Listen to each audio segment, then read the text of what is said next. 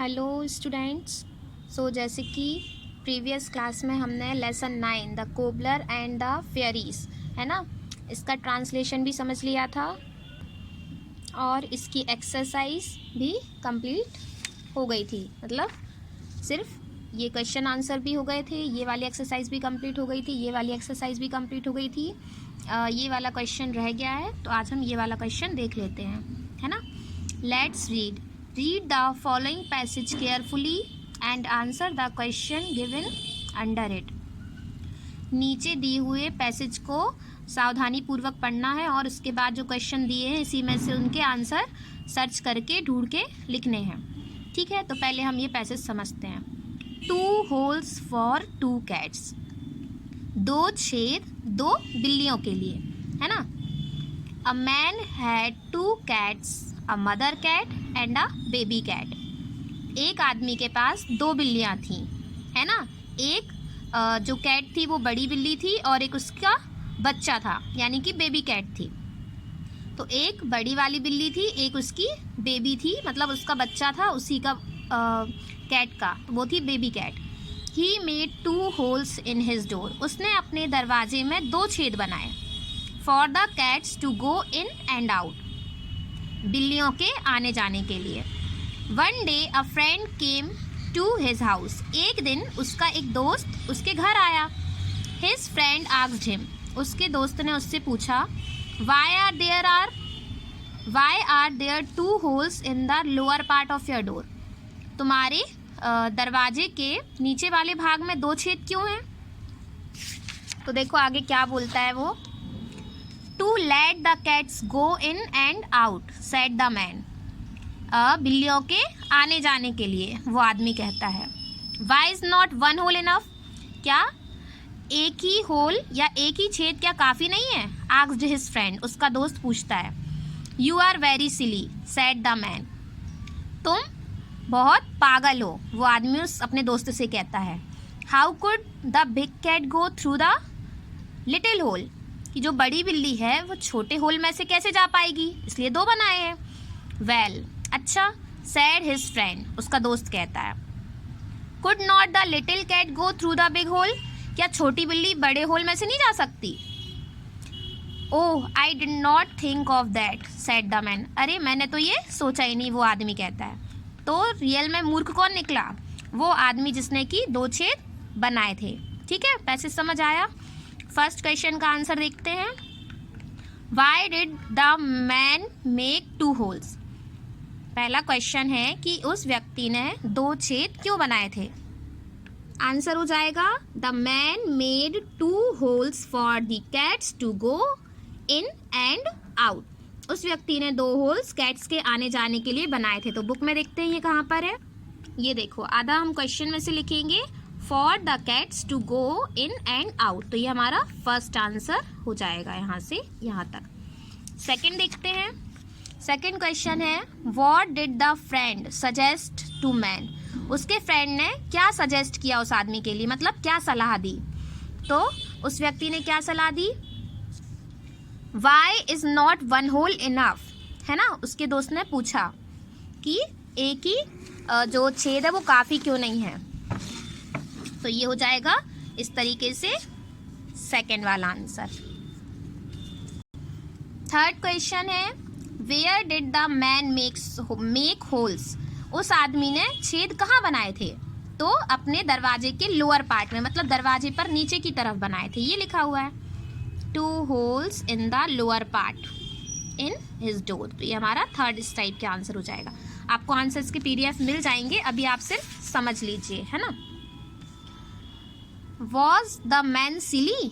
क्या वो आदमी पागल था। Yes, है ना, पागलपन तो उसने किया ही था। वो सोच रहा था कि छोटे से छेद में बड़ी बिल्ली कैसे निकलेगी, तो 2 बना दिए, जबकि ये नहीं सोचा कि बड़े छेद में से छोटी बिल्ली तो आराम से निकल सकती है ना। चलिए, तो इस तरीके से आंसर्स हो जाएंगे सेकेंड वाला, थर्ड और fourth. The friend suggested to man that 1 hole is enough. Third का आंसर हो जाएगा The man made holes in the lower part of the door। Fourth, yes, the man was silly because he did not even think that both the cats can pass through a single big hole। है ना। दोनों बिल्लियाँ एक बड़े whole में से निकल सकती हैं, चाहे छोटी हो चाहे बड़ी। बड़ी छोटे में से नहीं निकल सकती, लेकिन छोटी बिल्ली तो बड़े होल में से निकल सकती है। अब देखिए, फिल इन द ब्लैंक्स भी हमको पैसेज में से ही फिल करने हैं। The blank says that one hole is enough. किसने कहा था? फ्रेंड ने कहा था कि मैन ने कहा था?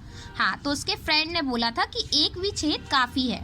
ठीक है, तो friend, both the cats can go through the blank hole. दोनों जो बिल्लियाँ हैं वो बड़े होल में से जा सकती थी कि छोटे होल में से जा सकती थी? तो ऑब्वियस सी बात है, बड़ी वाली छोटे में नहीं जा सकती थी, लेकिन बड़े वाले में दोनों जा सकती थी, तो बिग आ जाएगा। आया समझ? तो आप लोग ये अपनी फेयर कॉपी में लिख लेंगे। अब देखिए 6 क्वेश्चन क्या कह रहा है। Find the names of at least 10 different professionals from this box and write them in the given blanks. आपको ये जो पजल दी है, इसमें से कोई 10 प्रोफेशनल क्या कहलाते हैं? जो किसी काम में माहिर हों। जैसे टीचर का काम पढ़ाना होता है, डॉक्टर का काम इलाज करना होता है, नर्स का काम भी यही होता है ना। फिर जो आर्किटेक्चर रहते हैं वो घर का आर्किटेक्ट डिज़ाइन करते हैं, है ना। और आप पायलट होते हैं, वो प्लेन उड़ाते हैं। इस तरीके से उनके प्रोफेशन में ये चीज़ आती है। तो हमको इस बॉक्स में से सर्च करना है कोई 10, है ना, और फिर क्या करना है, उनके नेम लिखने हैं। जैसे कि हम देख सकते हैं कि फर्स्ट लेटर उन्होंने ऑलरेडी दिया है। ठीक है, तो आर्किटेक्ट, ये देखिए उन्होंने बना के दिया है। आर्किटेक्ट जो हमारे घर की डिज़ाइन को बनाता है ना, वो उसको बोलते हैं आर्किटेक्ट। फिर सेकंड है ए से, तो आपको ए से यहाँ पर क्या दिख रहा है? एडवोकेट। एडवोकेट मतलब होता है वकील, लॉयर, है ना। ADVOCATE, advocate. तो यहाँ पे आप क्या फिल कर लेंगे? एडवोकेट। ठीक है। थर्ड है एन। एन से ये देखिए दिख रहा है नर्स। नर्स का काम क्या होता है? हॉस्पिटल्स में लोगों की सेवा करना, है ना। हॉस्पिटल्स में होती हैं जो डॉक्टर के असिस्ट होती हैं। फिर फोर्थ है डी, तो डी से क्या होगा? ड्राइवर। ड्राइवर क्या करता है? कोई भी व्हीकल को ड्राइव करता है ना, कोई भी वाहन चलाता है वो ड्राइवर। फिफ्थ है जी से। जी से देखिए आपको यहाँ दिख रहा होगा, तो बेटा इसको थोड़ा सा सुधार लेना है ना, बुक में ये गलत दिया है। GARDNER, ई की जगह यहाँ पर एन कर लेंगे, यहाँ पर ई कर लेंगे। अदरवाइज वो स्पेलिंग मिस्टेक हो जाएगी और गार्डनर हमारा नहीं बनेगा। तो आप इस तरीके से लिखेंगे। ओके, चलिए 6th हमारा है ए। ए से आपको क्या दिख रहा है? एडवोकेट तो हो गया। उसके बाद ये देखिए, ये दिख रहा है हमको इसे एक आर्टिस्ट। आर्टिस्ट, कलाकार। ठीक है। 7th पी, तो पी से हमको क्या दिख रहा है यहाँ पर? पायलट। पायलट मतलब जो प्लेन उड़ाता है। 8th से है आपका टी से, देखिए यहाँ पर आपको क्या दिख रहा है? टीचर, जो कि आपको पढ़ाते हैं, है ना। 9th है आपका फ्रॉम पी, तो पी से क्या दिख रहा है आपको? एक और पेंटर, जो कि पेंट करता है कोई भी चीज़, है ना। हमारे घर भी पेंट करते हैं तो उनको क्या बोलते हैं? पेंटर। और जो ड्राइंग्स बनाते हैं, है ना, पेंट करते हैं, तो उनको बोलते हैं पेंटर। उसके बाद ई से इंजीनियर, क्या हो जाएगा? इंजीनियर। तो जब आपने यहाँ पे करेक्शन किया था तो इसकी स्पेलिंग भी ऑटो करेक्ट हो जाएगी। तो ENGINER, तो ये क्या हो जाएगा? इंजीनियर। तो इस तरीके से हमारा ये चैप्टर 9 ऑफ इंग्लिश कंप्लीट होता है। लास्ट क्वेश्चन में लेट्स डू के लिए आपको एक एक्टिविटी दिखा रहे हैं। वो क्या कह रहे हैं? Make a list of the necessary things which you need while going on summer vacation. आपको एक ऐसी चीज़ की लिस्ट बनानी है जो आप समर वेकेशन मतलब अपनी गर्मियों की छुट्टी में जाते समय आपको उन चीज़ों की ज़रूरत पड़ सकती है। ठीक है, तो ये आपको खुद से करना है। आप ये हमको खुद से करके बताएंगे और आप इसकी इमेज भी हम PDF सेंड कर सकते हैं या इसकी इमेज सेंड कर सकते हैं बना के। जैसे फॉर एग्ज़ाम्पल समर कोट चाहिए होता है ना, छाता चाहिए होता है, कई बार धूप तेज़ होती है तो उसके साथ पिकनिक पे जैसे हम वेकेशन पे जा रहे हैं तो बॉटल्स, स्नैक्स, इस टाइप की आपको एक लिस्ट तैयार करनी है। आई होप आपको ये दोनों क्वेश्चन समझ आ गए होंगे। आगे की क्लास या आगे का चैप्टर हम नेक्स्ट वीडियो में कंटिन्यू करेंगे। Okay, thank you class.